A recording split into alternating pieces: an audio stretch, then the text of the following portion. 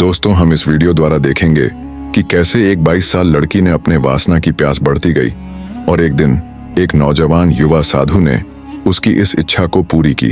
चलिए दोस्तों, देखते हैं, मजा आएगा।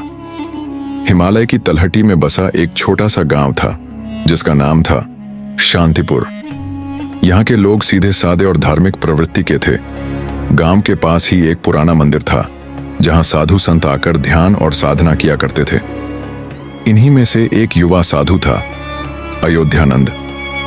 उसकी उम्र महज 25 वर्ष थी, लेकिन उसकी बुद्धि और संयम बड़े बड़े योगियों को भी चौंका देता। वह बचपन से ही सन्यासी बन गया था और संसारिक मोह माया से दूर हिमालय की गुफाओं में ध्यान करता था। लेकिन विधि का विधान देखिए, जीवन ने उसे ऐसी परीक्षा में डाल दिया जिससे बचना किसी भी युवा के लिए कठिन था। गर्मियों की एक संध्या थी। गांव में वार्षिक मेला लगा था। दूर दूर से लोग यहां आते और मंदिर में पूजा करते। इसी मेले में थी सुरभि, एक 20 वर्षीय सुंदर युवती। उसकी गहरी कजरारी आंखें, घने बाल और रूप ऐसा कि कोई भी उस पर मोहित हो जाए। लेकिन सुरभि का सौंदर्य ही उसका अभिशाप था, क्योंकि कई लोग उसकी ओर लालसा से देखते थे, लेकिन वह किसी से भी सच्चा प्रेम नहीं पा सकी थी। जब सुरभि ने पहली बार अयोध्यानंद को देखा तो उसके मन में एक अजीब सी हलचल हुई। उसने पहले भी कई साधुओं को देखा था, लेकिन अयोध्यानंद में कुछ अलग था। उसकी तेजस्विता, उसकी गंभीर आंखें और उसकी सरलता उसे भीतर तक छू गई। सुरभि को यह समझ नहीं आ रहा था कि वह क्यों बार बार उसे देख रही है। यह कोई सामान्य आकर्षण था या कुछ और। साधु की परीक्षा शुरू होती है। रात का समय था। मंदिर के पास ही एक छोटी झोपड़ी थी जहां अयोध्यानंद ठहरा हुआ था। चंद्रमा की शीतल रोशनी झोपड़ी पर पड़ रही थी। पूरा गांव सो चुका था, लेकिन सुरभि के मन में हलचल थी। आखिर उसने ठान लिया कि वह अपनी भावनाओं को स्पष्ट करेगी। धीरे धीरे वह झोपड़ी की ओर बढ़ी। उसके कदम कांप रहे थे, लेकिन मन में अजीब सी उत्तेजना थी। स्वामी जी, उसने धीमे स्वर में पुकारा।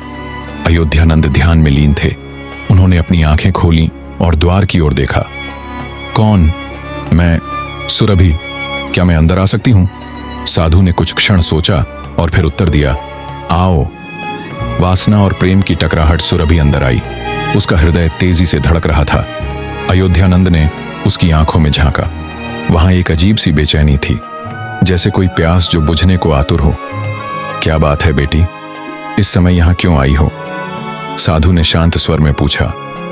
सुरभि ने एक लंबी सांस ली और बोली, स्वामी जी, मैंने आज तक कई पुरुषों को देखा है, लेकिन आपकी उपस्थिति ने मुझे विचलित कर दिया है। मैं जानना चाहती हूं, यह आकर्षण क्या है? यह प्रेम है या वासना? साधु ने उसकी आंखों में गहराई से देखा और फिर मुस्कुराते हुए बोले, क्या तुम प्रेम और वासना के बीच का अंतर जानती हो? सुरभि ने सिर झुका लिया। वासना वह है जो शरीर की प्यास बुझाती है, लेकिन प्रेम आत्मा की तृप्ति करता है। तुम्हारा आकर्षण शारीरिक है या आत्मिक? सुरभि ने कोई उत्तर नहीं दिया। वह स्वयं इस सवाल का उत्तर ढूंढ रही थी। साधु की परीक्षा कठिन होती है। सुरभि आगे बढ़ी। उसकी आंखों में अब संकोच कम और जिज्ञासा अधिक थी। स्वामी जी, क्या आपने कभी किसी स्त्री को प्रेम किया है? अयोध्यानंद ने हल्की हंसी के साथ कहा, हां, किया है। सुरभि चौंक गई। तो फिर आप सन्यासी क्यों बने? साधु ने उत्तर दिया, क्योंकि मैंने समझ लिया कि संसार का प्रेम अस्थायी है। शरीर नश्वर है, लेकिन आत्मा अमर है। मैंने अपने प्रेम को वासना से ऊपर उठाकर ईश्वर में विलीन कर दिया। सुरभि यह सुनकर गहरी सोच में पड़ गई। सुरभि ने अपनी चादर खिसका दी। उसके चेहरे पर मोहक मुस्कान थी। उसने साधु के हाथ को धीरे से छूते हुए कहा, क्या आप इस क्षण में मेरा साथ नहीं दे सकते? अयोध्यानंद ने गहरी सांस ली। यह एक साधु के लिए सबसे कठिन परीक्षा थी, संसारिक सुख को त्यागने की। उसने धीरे से अपना हाथ खींच लिया और सुरभि के सिर पर हाथ रखते हुए कहा, तू बहुत सुंदर है, लेकिन इससे भी सुंदर तेरा हृदय हो सकता है। तू प्रेम को वासना में मत बदल। सुरभि की आंखों से आंसू बहने लगे।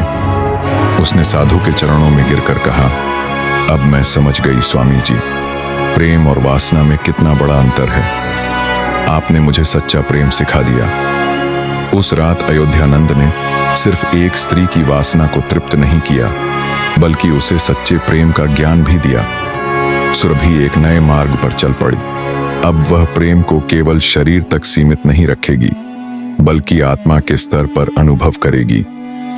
दोस्तों, ऐसे ही सीख एवं मजेदार कहानी के लिए हमारे चैनल को सब्सक्राइब कर दें। Thanks for watching.